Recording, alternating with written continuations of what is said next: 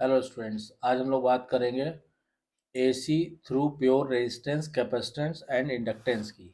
तो देखिए, AC voltage या करंट का क्या बिहेवियर होता है अगर हम प्योर रेजिस्टेंस के थ्रू पास करते हैं या प्योर इंडक्टेंस के थ्रू पास करते हैं या प्योर कैपेसिटेंस के थ्रू पास करते हैं। ये आपको एकदम इसका कॉन्सेप्ट क्लियर होना चाहिए और ये चीज़ आपको एकदम रेडली आपके फिंगर टिप पे होनी चाहिए, ताकि फिर आगे प्रॉब्लम्स करने में आपको कहीं कोई कंफ्यूजन या किसी तरह की कोई दिक्कत ना हो। तो सबसे पहले हम स्टार्ट करते हैं AC through pure resistance. First we write AC through pure resistance, यानी प्योर रेजिस्टेंस के थ्रू अगर हम एसी पास करते हैं तो उसका बिहेवियर क्या होता है। तो देखिए, इसमें क्या होता है कि मैंने प्योर रेजिस्टेंस प्लेस्ड अक्रॉस ए साइनसोइडल ईएमएफ। तो क्या होता है कि देखिए, जब किसी भी रेजिस्टेंस को हम प्योर रेजिस्टेंस को एसी के क्रॉस कनेक्ट करते हैं, when a pure resistance is placed across A sinusoidal EMF, the current will be in phase with the EMF. अब इसमें क्या होगा कि जैसे मान लीजिए हमने कहा कि सपोज कीजिए ये कोई प्योर रेजिस्टेंस है और हमने इसको ये वोल्टेज के क्रॉस जो है कनेक्ट किया है। ठीक है। अब इसमें क्या होगा कि मान लीजिए इसमें जो करंट फ्लो कर रही है ये आई है, ये रेजिस्टेंस आर है, और इसके अक्रॉस जो वोल्टेज है दैट इज वी। ठीक। तो यहाँ पे I इक्वल टू क्या होगा, I equal to V upon R होगा। और जो करंट है और जो वोल्टेज है वो सेम फेज में होंगे। मतलब कि मान लीजिए ये अगर आपका वोल्टेज है तो जो करंट होगी वो भी सेम फेज में होगी, यानी करंट भी आपकी इस तरह। ठीक। This is I and this is V। तो जब भी इधर हमारा ये हो गया आपका E और I। ठीक है। तो ये E लिख लीजिए चाहे V लिख लीजिए। तो यानी कि जब भी प्योर रेजिस्टेंस के थ्रू हम साइनसोइडल वोल्टेज अप्लाई करेंगे, ईएमएफ अप्लाई करेंगे, तो करंट और वोल्टेज सेम फेज में होंगे। ठीक है। ये चीज आपको ध्यान रखनी होगी। अब नेक्स्ट आप आ जाइए, अगर हम एसी को कनेक्ट करेंगे AC through pure inductance.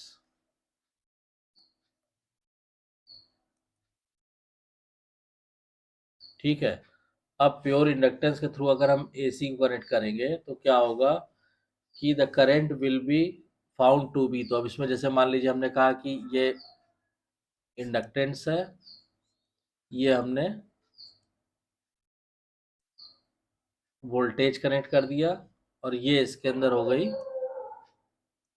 Current. ठीक है। अब इसमें क्या होगा, इसमें हमेशा करंट जो है, अब पहले करंट की वैल्यू आप निकालिए, तो आई इक्वल टू क्या होगा, वी अपॉन एक्सएल। ठीक। इंडक्टिव रिएक्टेंस यानी वी अपॉन एक्सएल क्या होता है, ओमेगा एल, और ओमेगा एल क्या होता है, V upon 2 pi F L. ये करंट होगी। ठीक। और where I being the RMS value, यहाँ पे ये आई क्या है, आरएमएस वैल्यू है। वोल्टेज क्या है, वोल्टेज भी आरएमएस है। एल क्या है, इंडक्टेंस इन हेनरी है। तो the current lag behind the voltage. ठीक है। अब इसमें क्या होता है कि करंट जो है लैग करती है। मतलब क्या हुआ कि मान लीजिए ये हमारा वोल्टेज है। ठीक है। तो करंट लैग करेगी, और कितना लैग करेगी, 90 डिग्री। तो ये अगर मान लें से दिस इज 90, तो करंट आपकी 90 डिग्री लैग करेगी। मतलब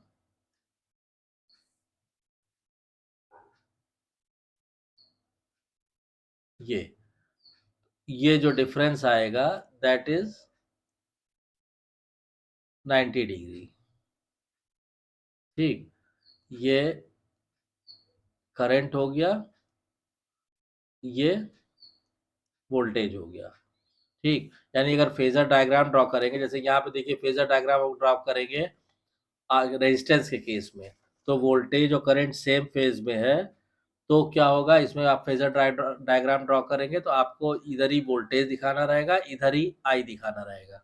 यानी ये I is in phase with V। यहाँ पे जब आप ड्रॉ करेंगे तो यहाँ पे अगर मान लीजिए ये आपने V दिखाया है, दिस इज V,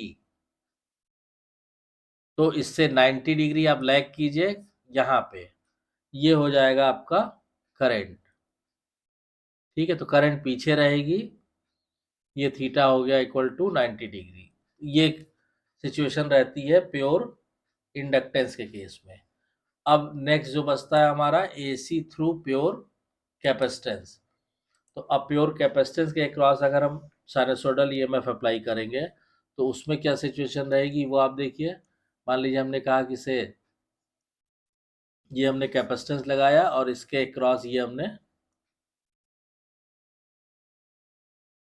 वोल्टेज लगा दिया। ठीक है, ये हो गया आपका V,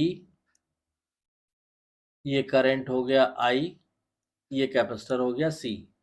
अब इसमें क्या होगा कि अगर हम करंट निकालेंगे तो I इक्वल टू क्या होगा, V अपॉन XC, और XC क्या होता है, V upon 1 upon omega C। ठीक है, तो ये एक तरह से हो गया omega C V equal to 2 pi f C V। ये आ जाएगी करंट की एक्सप्रेशन, जहां पे C क्या है, कैपेसिटेंस है फैराड्स में, F क्या है, फ्रीक्वेंसी है हर्ट्ज में, और V क्या है, वोल्टेज RMS वैल्यू है। तो यहाँ पे ये ध्यान रखिएगा कि V जो है ये वोल्टेज है, लेकिन RMS वैल्यू, ये आपको यही चीज इंडक्टेंस में भी था।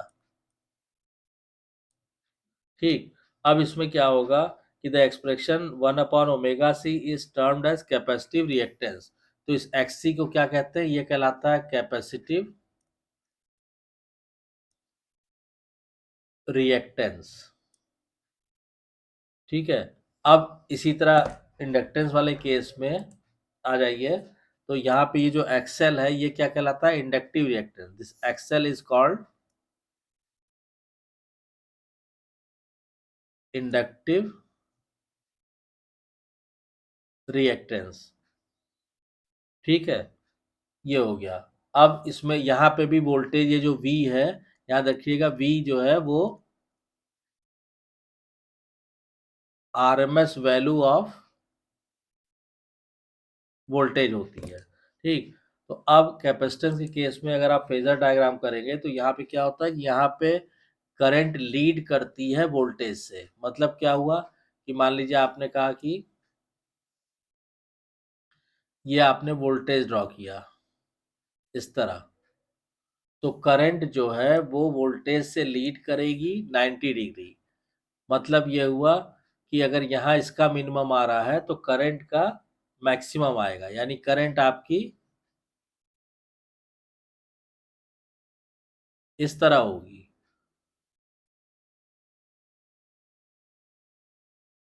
ठीक है, यानी ये जो पॉइंट है और इसके इसके इसके बीच ये जो फेज डिफरेंस होगा ये भी 90 डिग्री होगा। ये हो गई आपकी करंट और ये हो गया आपका वोल्टेज। ठीक, करंट इसमें लीड करती है, यानी ये आप ध्यान रखिएगा, इंडक्टर में करंट लैग करती है और कैपेसिटर में लीड करती है।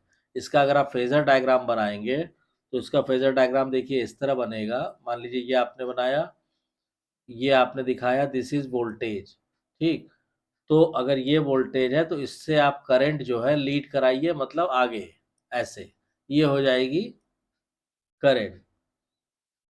इस तरह अगर हम लेंगे, ये एंगल हो गया थीटा। तो ये ध्यान रखिएगा कि इंडक्टेंस के केस में करंट लैग करती है, लैग्स वोल्टेज, वोल्टेज के पीछे रहती है, लैग करती है। और कैपेसिटेंस के केस में करंट लीड्स करती है, और रेजिस्टेंस के केस में सेम फेज में रहती है, सेम फेज में रहती है। ठीक, तो तीनों जो आपके प्योरली रेजिस्टिव, प्योरली इंडक्टिव और प्योरली कैपेसिटिव सर्किट के अक्रॉस अगर हम साइनसोइडल वोल्टेज अप्लाई करते हैं तो उसका बिहेवियर कैसा रहता है ये हमने आपको क्लियर कर दिया। ये कॉन्सेप्ट एकदम क्लियर रखिएगा। और आई होप कि आपको वीडियो कंटेंट पसंद आया होगा। अगर वीडियो कंटेंट पसंद आया तो प्लीज़ वीडियो को शेयर कीजिए, लाइक कीजिए, चैनल को सब्सक्राइब कीजिए और नोटिफिकेशन बेल को ज़रूर ऑन कर दीजिए ताकि नेक्स्ट वीडियो की इन्फॉर्मेशन आपको टाइम से मिल सके। Thank you.